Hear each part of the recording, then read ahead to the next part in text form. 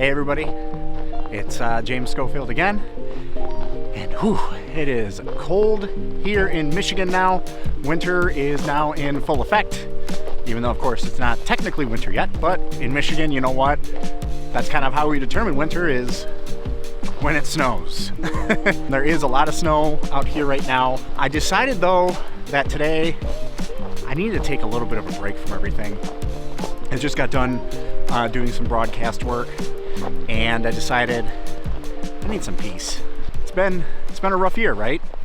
Between everything that Donald Trump's been doing, between everything that, well, for me, full disclosure, has been going on in my personal life, I decided that on my way home, since I got done with work a little bit early, I would stop by one of my favorite spots in Michigan, and that's Yates Cider Mill. So this little walk that I'm doing, I'm not really going to talk too much about politics, because I really wanted to remind myself that even though I've been doing all this work, kind of going into things that are happening here in our political world, it's important that no matter how scary it is, no matter how stressful it can be, no matter really how just overall exhausting it can be, we gotta every once in a while remind ourselves that there's still beauty in the world, there's still beauty in our nation, there are still things that we can be thankful for. We're coming out of course, the Thanksgiving season. I feel like one little political gripe is the second Black Friday hits, we go straight into Christmas. It's like, no, let's take a little more time and have some more Thanksgiving for a while, right? So that's what I'm doing, and I'm just taking a little bit of time to remind myself that no matter what's going on in the world, there are still moments of peace that we can gather. There are still moments where we can kind of step aside from everything and just take time to appreciate that we still do have a wonderful and beautiful nation.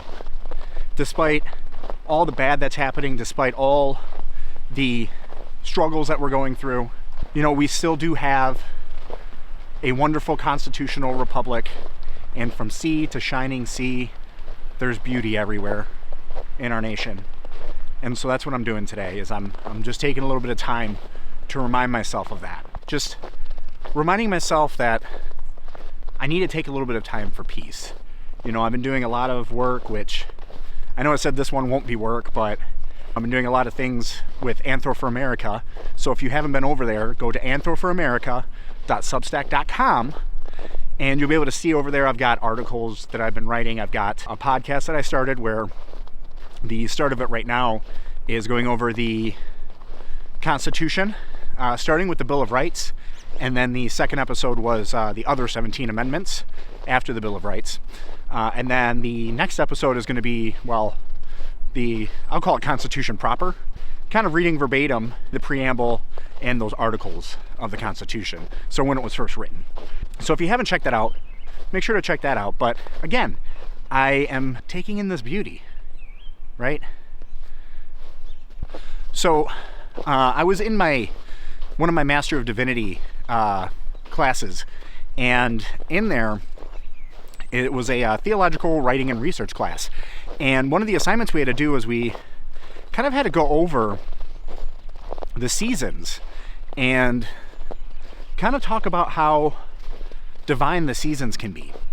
And winter, a lot of times we consider it a season of cold, a season of, well, I mean, it's kind of the end result of fall, which was, you know, a season of dying, a season of decay. I mean, obviously we have Halloween, which is skeletons and ghosts and zombies and all that stuff, right?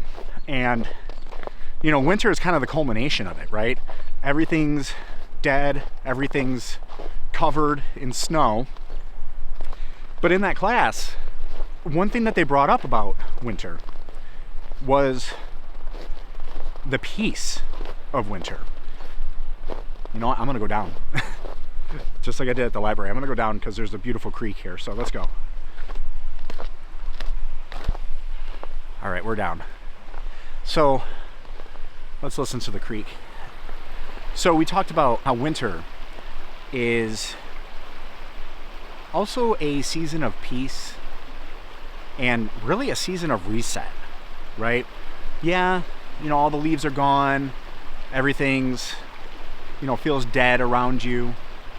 But a couple things. One, if you walk around, particularly at night during the winter, which again, nighttime starts a lot earlier.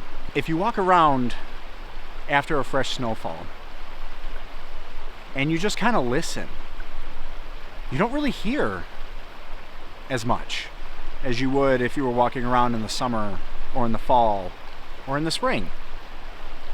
Because, well, scientifically it's all the snow, it's dampening the sound, all that good stuff. But really in the end, it's just more peaceful. And so I'm taking this opportunity, after buying, of course, my apple cider and donuts here at Yates, to remind myself that even though things are really hard right now, even though we're living in a very politically volatile time, we still need to make sure that no matter how hard we're fighting, sometimes we just need to stop and take in the peace. So that's what I'm doing today, and that's really all that I really wanted to do with this video, is again remind everybody that even though right now it's hard, and even though right now a lot is going on that is really scary, even though there's a lot of turmoil going on, not just in our nation, but in the world, we should still make sure to take a little bit of time out, step outside, and just take a listen to the peace that's around us.